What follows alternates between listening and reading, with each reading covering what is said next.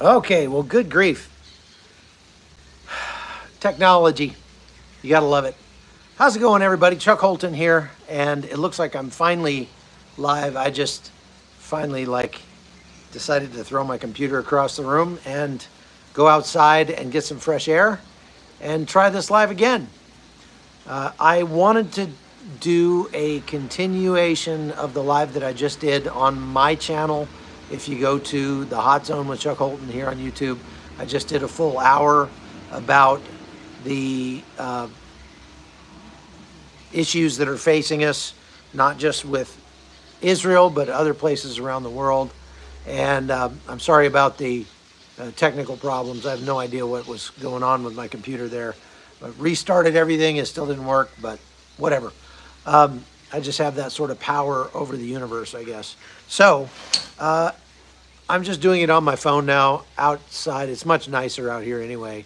I've been away from my home in Panama for about 3 months, traveling back and forth from Israel to Armenia and the United States and other places. And so I get 2 nights at home, and then I'm off again to speak at a 4th of July celebration in Washington on the 4th of July. And you can come and find me there, George, Washington. They're going to have the world's largest cherry pie. That's the reason I'm going. And, hey, dogs, come here. My dogs have definitely missed me. And the monkeys, not so much. But I don't know. Maybe they missed me a little bit. All right, so I wanted to, we got some questions right at the last minute on the last one. Yes, Washington State. It's George, Washington. I mean, the city of George, the state of Washington, George, Washington, on the 4th of July. You can't get better than that. There's nothing, no more America than that, for sure. Thank you, PC. Yeah, can you maybe go over to the other one and tell people to come over here, because I tried to even cancel it. It wouldn't even let me do that. I don't know what was wrong with that. But so let's start with some of the questions that we had at the end of the last one, and we'll kind of go from there. If you have questions about Israel, Ukraine, anything in the news, go ahead and ask them. But we'll start with what's happening in Israel. Israel has announced that they are considering pulling all their troops out of Gaza, ending the war in Gaza. They say that they are approaching the end of this phase of the war, and that doesn't necessarily mean the war is over. That's not a ceasefire. They're making that very clear. They're just planning to pull all their troops out of Gaza, because when you do that, you take your troops out of harm's way, so that's good.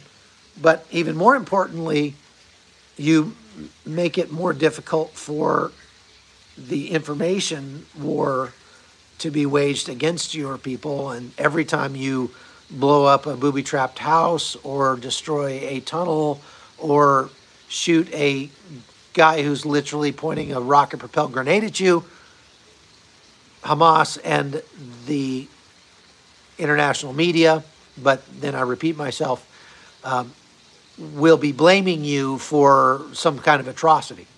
So by pulling all your troops out, perhaps you are reducing the amount of friction that you're going to get with the Biden administration.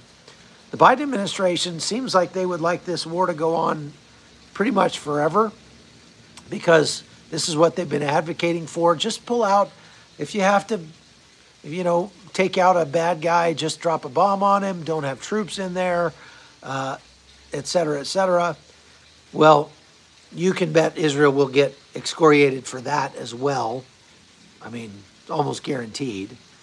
But so this does not mean the war is over. It just means that it's moving into a new phase, perhaps. They haven't made the final decision on that, or at least they haven't taken action on it. But the bigger reason for doing that is because they've got to load as many of their troops onto the northern border as they possibly can.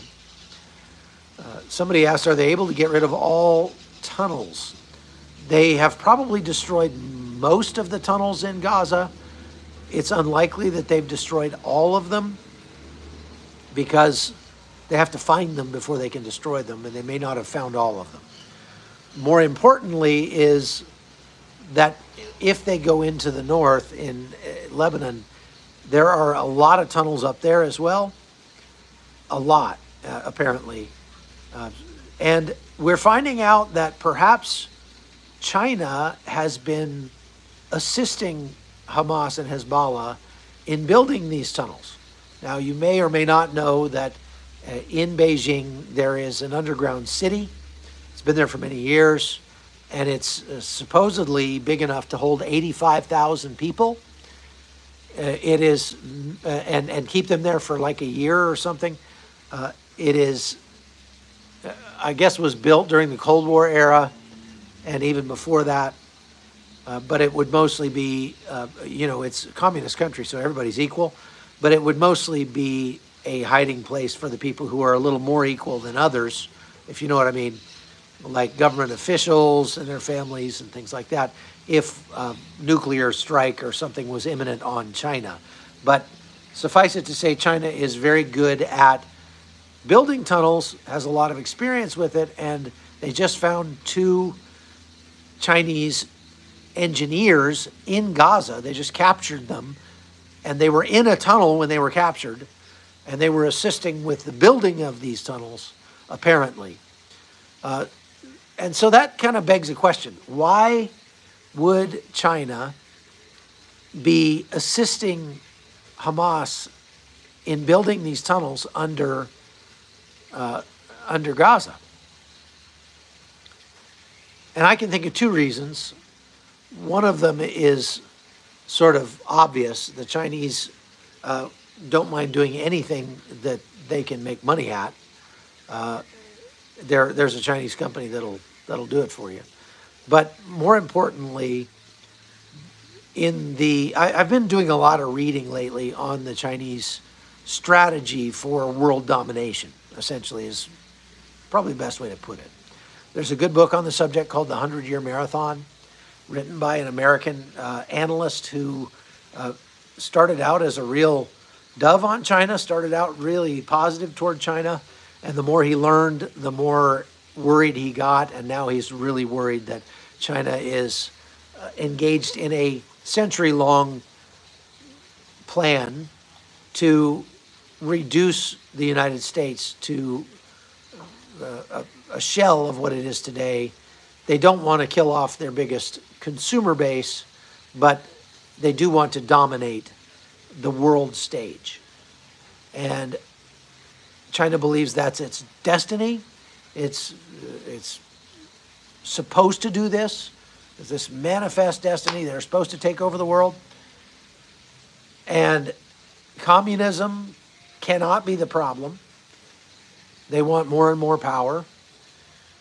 So they have this long-term plan to do all sorts of things, like steal as much technology from the rest of the world as they possibly can through what we term industrial espionage, corporate espionage, military espionage, even cultural espionage through TikTok and other apps like that. That cultural espionage takes the form of doing what they can to rot the American culture from the inside out. They are big students in China of Sun Tzu, as you can imagine. Sun Tzu was an ancient author who wrote the old book, The Art of War. And they study the art of war very extensively. They're quoted much of it by heart. One of the biggest takeaways from the art of war is that if you can defeat your enemy without actually fighting him, that's better. And that's what China is trying to do. They're trying to pursue war against the West by other means, by means other than kinetic. That doesn't mean that they don't plan to go kinetic at some point, or at least a contingency for a kinetic war with the West. especially over like Taiwan. But they hope to so weaken and degrade the United States before they have to go kinetic that the United States won't have a chance against China and will therefore never attack China again. And it's really interesting to learn about how China sees the West, at least how their government does. Yesterday, when I was filming a podcast with this guy named Destiny, he brought on another guest who was a Chinese dissident. He's got a PhD in electoral systems, something like that. And his PhD, I mean, he's a Chinese guy. He was telling me that no matter what you hear or read or what the Chinese government tries to do in terms of shaping the opinion of the Chinese people against the West, at least half of people in China want to be in the West, would love to come to the United States, love the U.S. and everything that they know about it. The problem is they just don't get very good information about it because everything is controlled over there. For example, I just watched a movie last night on the plane on the way here to Panama that was put out by the CCP in 2022, I guess. This was a very expensive movie to make. I think somewhere in the range of about $300 million. Paid for by the Chinese government. They hired a lot of talent from the United States as far as producers and cameramen and military consultants and things like that. And they made it, it was like a over 3-hour movie about come here, Bobo. Don't you go getting crazy. It was like over a 3-hour movie about the Chinese version of the Battle of the Chosun Reservoir in the Korean War.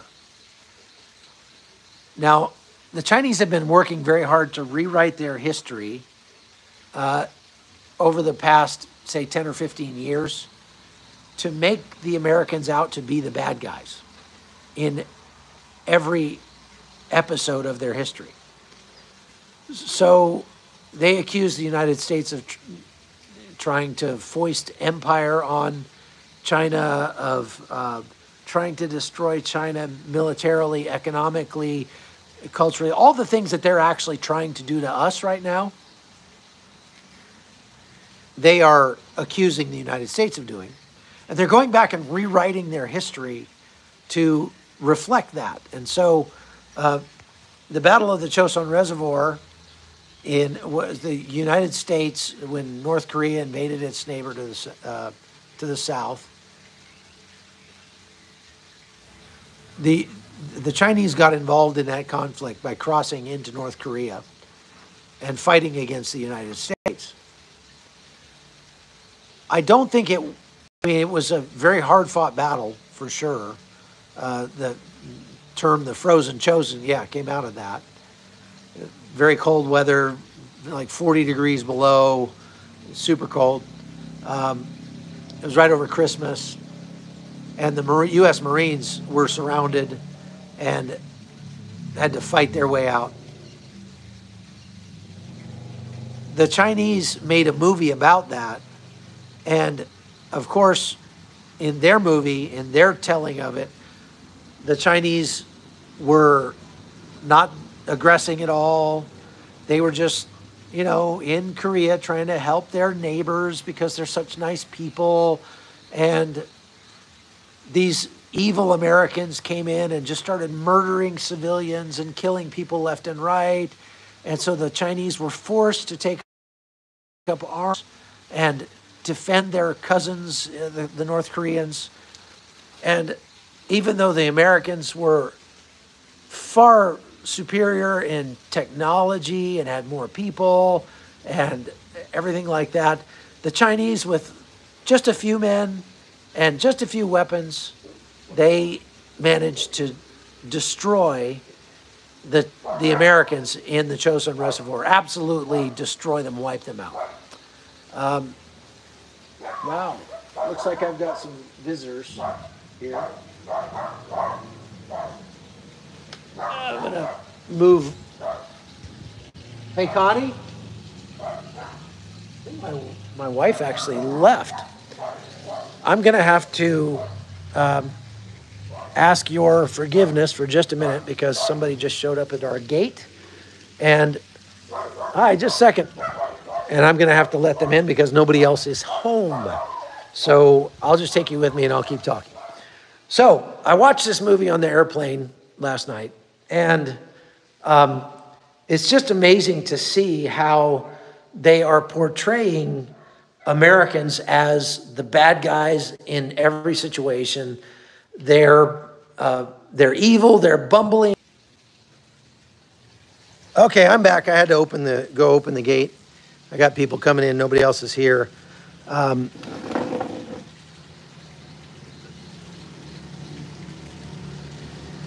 Okay, there we go.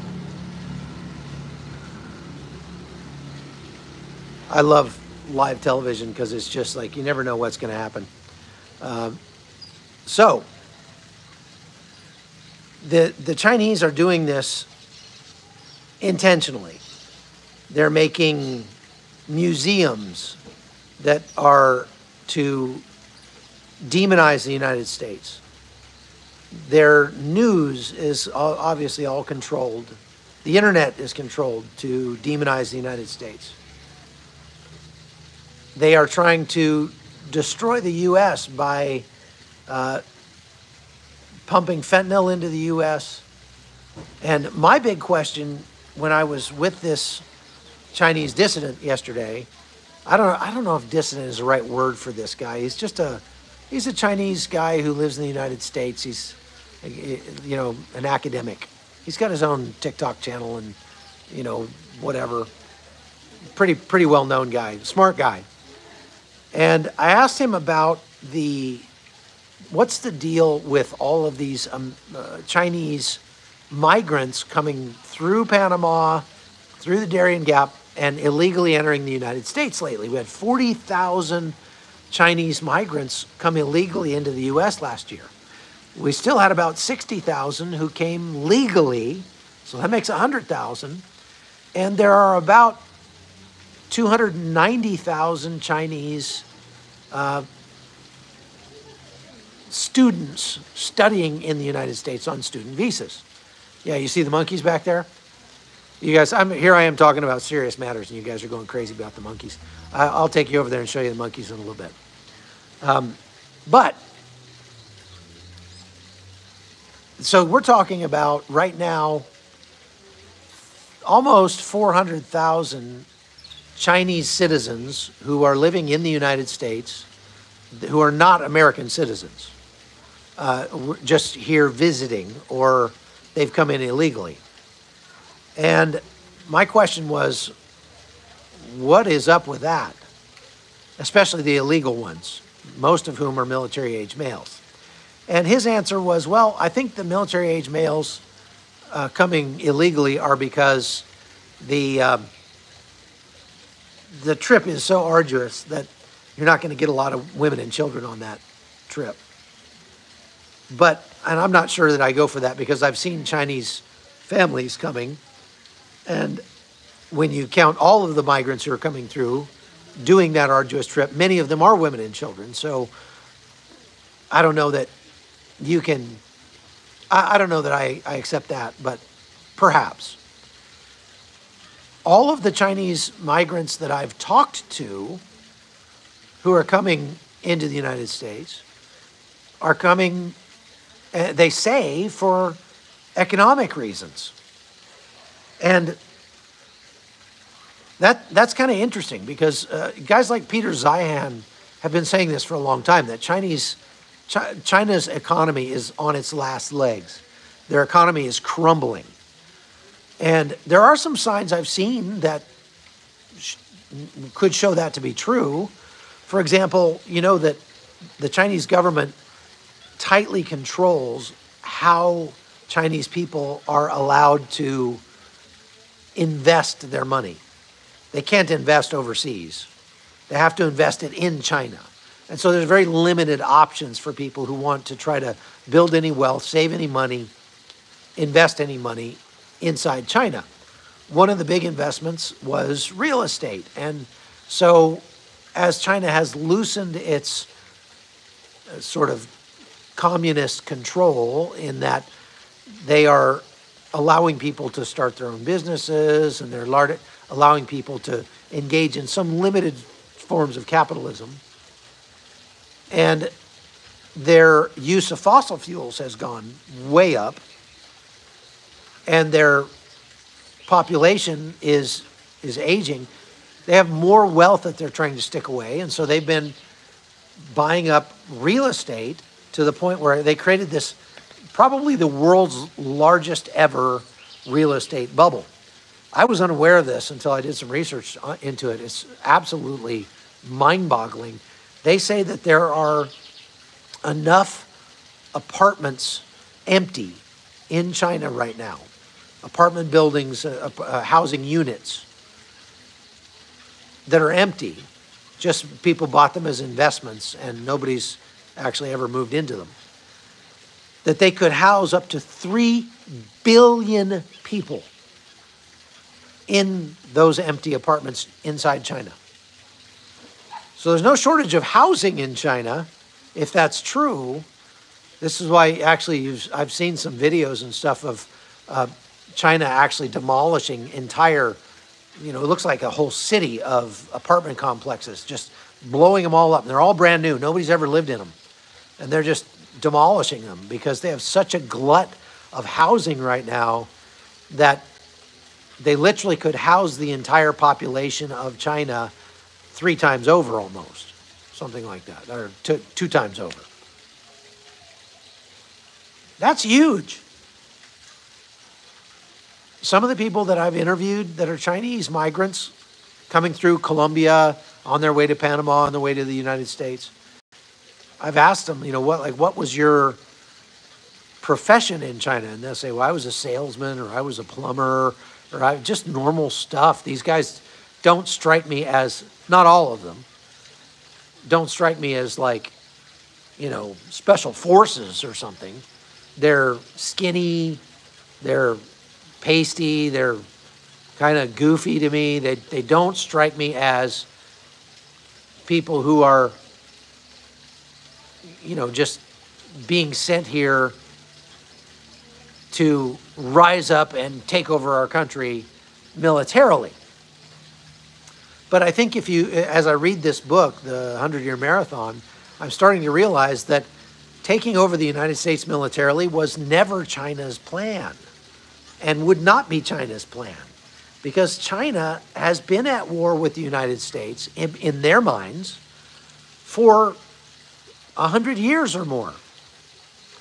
China does see itself as being involved in a war right now with the United States. But they are prosecuting this war by other means. So they're doing it through the use of espionage, trying to steal our secrets. They're doing it through the use of fentanyl, trying to kill off 100,000 Americans a year.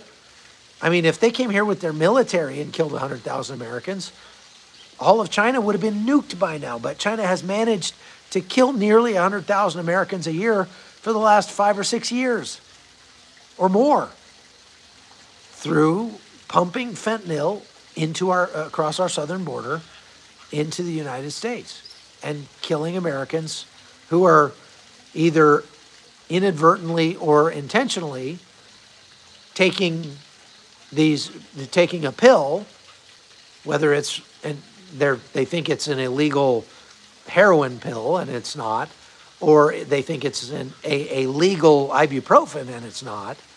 People are overdosing every day and dying on fentanyl.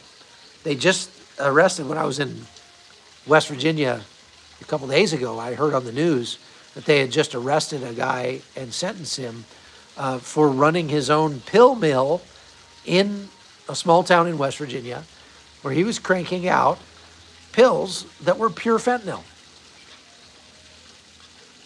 This is so dangerous. They are picking up enough fentanyl coming across the southern border. This is just the stuff they find to murder the entire U.S. population like 10 times over every year. So that's just another way that China is seeking to degrade the United States. They want us to keep buying their stuff. They just don't want us to be able to threaten them. The crazy thing is, if they just, chill out a little bit, the United States wouldn't be a threat to them, but they don't see it that way. They see it as if we are a major threat to them. And they have been on this long-term plan to destroy our capability to threaten them for a long, long time. Okay? So I've seen a bunch of questions going by. I want to get to those. We kind of got off the topic of Israel a little bit, but that's okay.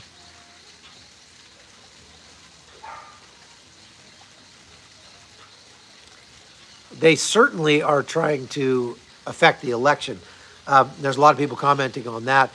Look, it's not just China, but Russia, Iran, North Korea. Everybody is trying very hard right now, full court press, to influence the American presidential election.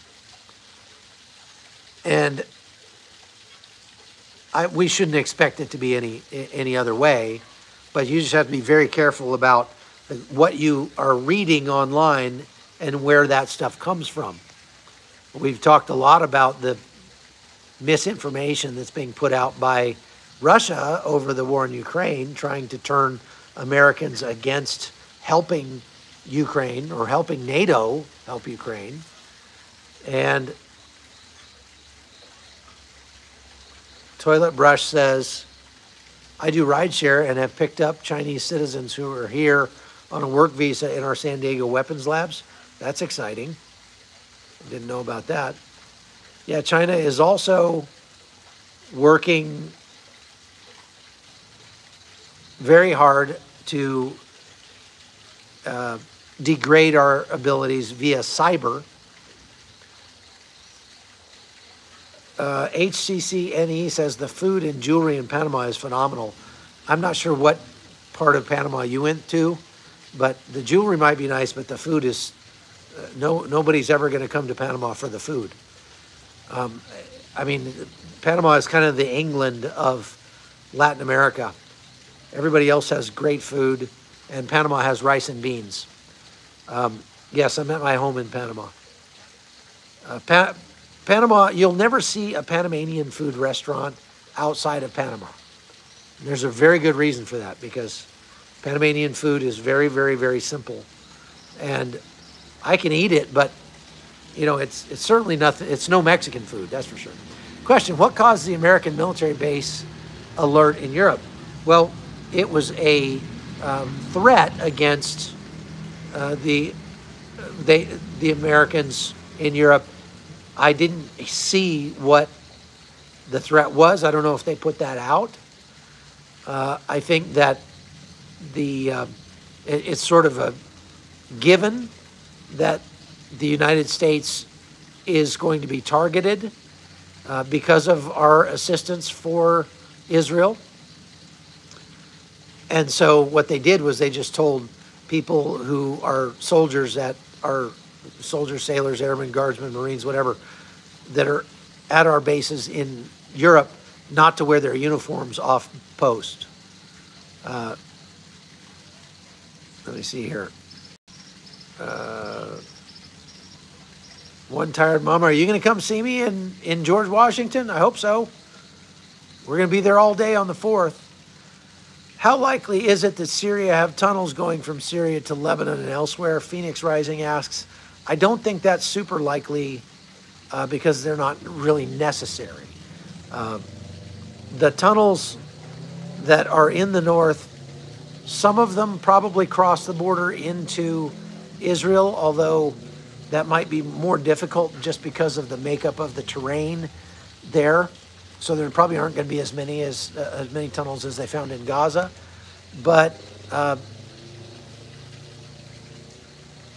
there are tunnels and there are a lot of underground things that Hezbollah has in southern Lebanon, and that's why they have not been damaged more than they have in this war. They say that they are, you talk about escalation, they say that Hezbollah has the capability of firing 4,000 rockets a day at Israel.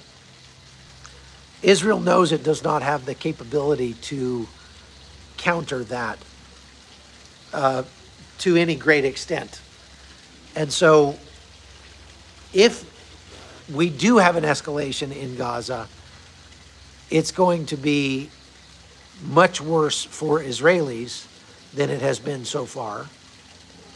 It's also going to be much worse for the Lebanese than it has been so far. One of the questions that somebody asked on the last live was whether or not that there was a deal. They said that they thought they read that Lebanese Christians had tried to make a deal with Israel, a peace deal, because they occupy a lot of southern Lebanon.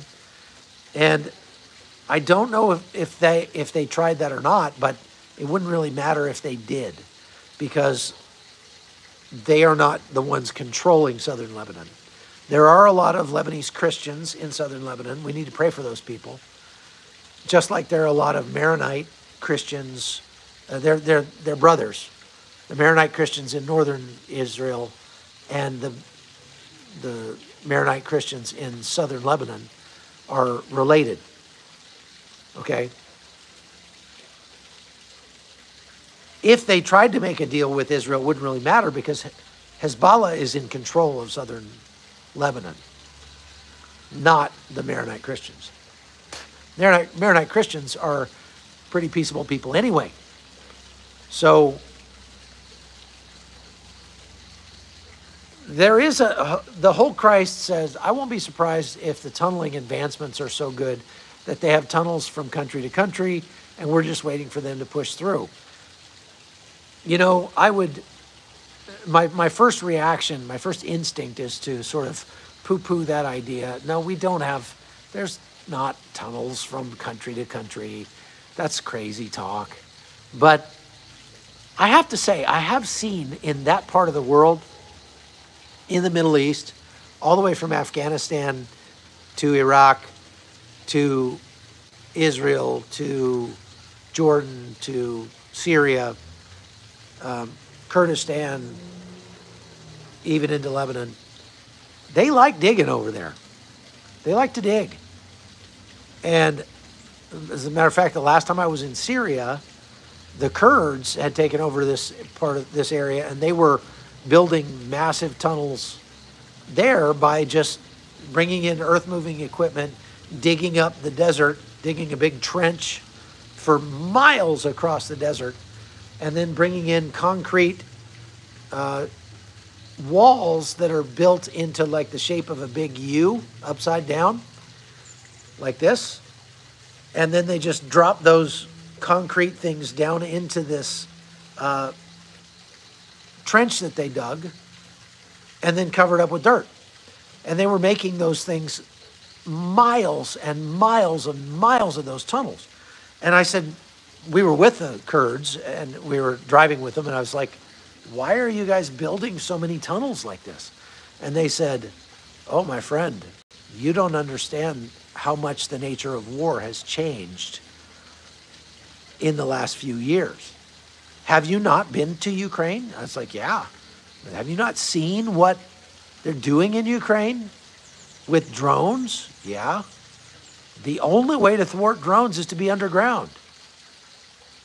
Where am I speaking from? I am speaking from my home in Panama.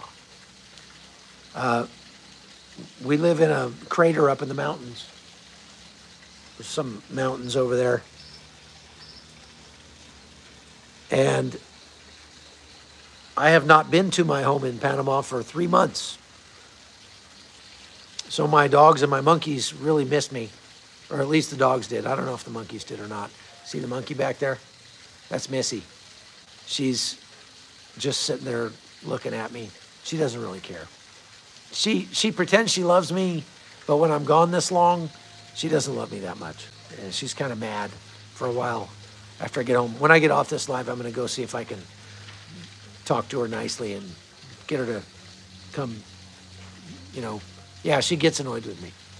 I know, I feel sorry for Missy. But, I mean, you got to say, Missy's got a heck of a cage back there, doesn't she? I just built that. That's a new cage system. The big old habitat we built for our monkeys. It goes all the way around the corner. It goes, there's 3 sets of those. And it's far bigger than my first house for 2 monkeys. So when I'm home, she gets to get out of the cage and we'll go for walks and stuff. But when I'm not home, she's got a pretty good place to live. I don't think, as far as captive monkeys go, she doesn't have much to complain about. So, all right, I was just going to do a half-hour live, so that's good enough. I appreciate all of you bearing with me with all the technical problems and things like that. If you have questions or comments, go ahead and send them to me at hotzoneholton@gmail.com. And if you want to follow my reporting, you can do that by going to the Hot Zone with Chuck Holton right here on YouTube. So we'll see you again later. Thanks for watching. And maybe tomorrow morning sometime we'll come on again and talk some more. All right? Take care.